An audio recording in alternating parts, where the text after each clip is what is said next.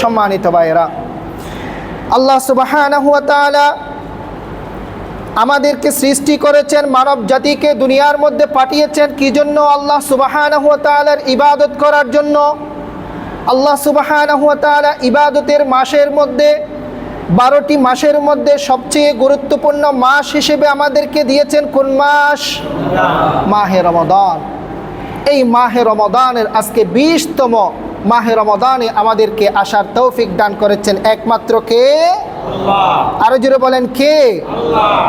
আজকে মাহে রমাদানে আমাদের দেশের বাংলাদেশের মুসলমানরা আমরা কত সুন্দরভাবে শান্তিভাবে আমরা সিয়াম সাধনা করছি, আমরা তারাবি পড়ছি, তাহাজ্জুদ পড়ছি, সাহারি করছি, ফজরের সালাত আদায় করে সুন্দরভাবে আমরা ঘুমিয়ে রেস্ট নিয়ে আবার আমরা সালাতুল জুমায় চলে এসেছি, আলহামদুলিল্লাহ।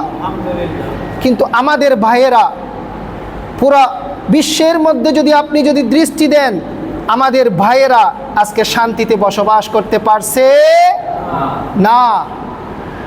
আজকে যদি আমরা আমাদের ভাইয়েরা ফিলিস্তিনে যারা আছে তাদের দিকে যদি আমরা একটু দৃষ্টি দিই, আমরা সহ্য করতে পারি না। আমাদের এই যে ধৈর্যের যেই বাঁধ আছে সেই বাঁধ আজকে ভেঙে গিয়েছে। আজকে মাহে রমাদানে 17তম রমাদান, যেই 17তম রমাদান পৃথিবীর ইতিহাসে একটি রক্তকয়ী যুদ্ধ হয়েছিল আল্লাহ রসুল সাল্লাল্লাহু আলাইহি ওয়াসাল্লামের সাথে এবং কাফেরের সাথে। কিসের যুদ্ধ? বদরের যুদ্ধ। ইসলামের প্রথম যুদ্ধ কাফের মুশরিকদের সাথে বদরের যুদ্ধ। সেই বদরের যুদ্ধকে আমরা বলে গিয়েছি 17ই রমাদান যে বদরের যুদ্ধ মুসলমানরা ইসলামের জন্য ত্যাগ দিয়েছে, সেই ইতিহাস আমরা বলে গিয়েছি। কিন্তু কাফের মুশরিক ইহুদি নাসারা বেঈমান যারা আছে তারা সেই 17ই রমাদান বলে যায় নাই।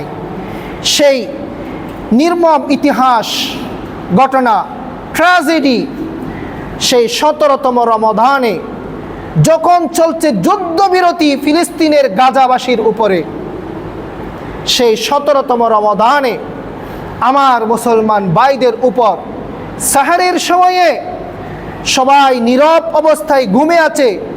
এই মুহূর্তে ইহুদি নাসারা বেঈমান যারা ইহুদি আছে, ইসরায়েলি হানাদার বাহিনী, কুখ্যাত সন্ত্রাস, তারা আমার মুসলমান ভাইদের উপর নির্বিচারে গুলি করেছে, মিসাইল তারা নিক্ষেপ করেছে।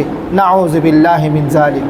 সম্মানিত ভাইয়েরা, আমরা সেই ঘটনা, সেই ট্র্যাজেডি আমাদের চোখে আমরা দেখেছি কিনা? আমরা ভিডিও দেখে আমরা নিজের চোখের পানি আমরা ধরে রাখতে পারি নাই যে 7-8 মাসের সন্তান, কন্যা সন্তান, ছেলে সন্তান যারা মায়ের বুকে থাকে তাদেরকে 3.5 হাত সাদা কাপড় দিয়ে মুড়িয়ে সেই মা কবর দিচ্ছে। সুবহানাল্লাহি ওয়া বিহামদিহি।